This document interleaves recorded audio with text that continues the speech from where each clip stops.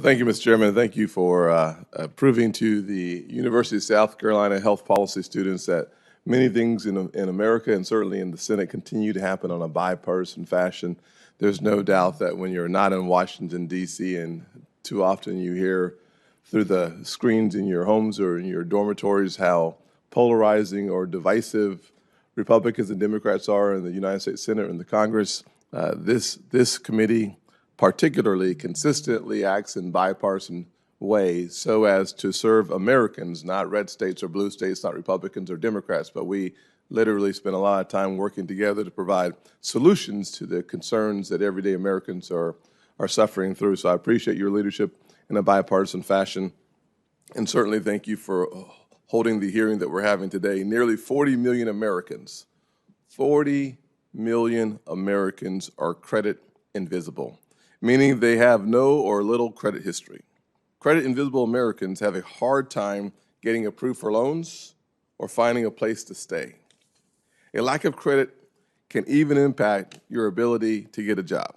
Yes, 39 states, including South Carolina and Pennsylvania, allow employers to deny applicants a job based on their credit history. For the majority of families, having a bank account, we would think of that as just a given. 5.4% of our fellow Americans are without a bank account. In South Carolina, 41% of households making under $30,000 have limited or no ties to the banking system. 18.3% of people with disabilities and 5% of individuals who are 55 years of age or older are unbanked. Almost 17% of African Americans are unbanked. 31+% of unbanked earn less than $15,000 a year. Think about that. Less than $15,000 a year. 20.8% of unbanked folks do not have a high school diploma. Unfortunately, it is truly expensive to live in poverty or to be poor in America. Homeless individuals have a particularly difficult time opening a bank account. I've heard stories from social workers who are trying to help South Carolinians who are homeless find a bank account, trying to get the relationship that is so important, unable to do so because they lack an address. In other cases, a homeless individual may lack proper identification to comply with the rules of opening up an account. Credit invisible Americans are less likely to be in a position to save for their future, to save a rainy day fund, or to save for their retirement. People who are credit invisible do not usually have bank accounts. They rely on cashier's checks, payday lenders, or pawn shops for their financial needs. Let me say that in a different way.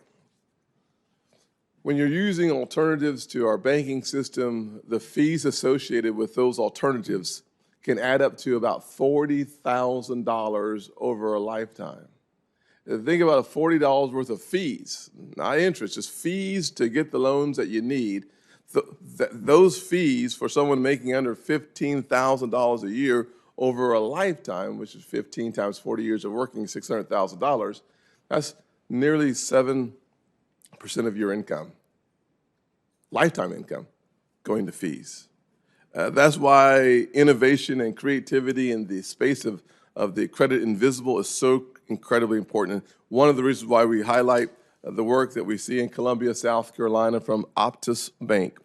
They have tried to help with this very important issue. They believe that all people should have access to the American dream, not just those born into the right circumstances or on the right side of the tracks. This bank offers a checking account with no minimum account balance, no fees, even as little as $100 in an account. Another way that we have to continue to work towards making sure that the credit invisible becomes visible is by introducing legislation that I have with Joe Manchin, the Bipartisan Credit Access and Inclusion Act, in order to help more Americans obtain and keep credit history. It allows landlords, telecom companies, and utility providers to report on-time payments to the three major credit bureaus. This common sense piece of legislation will help millions of Americans who do not have traditional credit histories, but have demonstrated they have credit-worthy behavior, which will help them lower their interest rates while keeping more of their hard-earned dollars. A second bill I introduced with Senator Cortez Masto, the expanding access to lending options, gives credit unions more flexibility in the types of loans that they can offer to find a way to help those who desperately need assistance. Chairman, once again, thank you for holding today's hearing, and to the University of South Carolina, go Cox.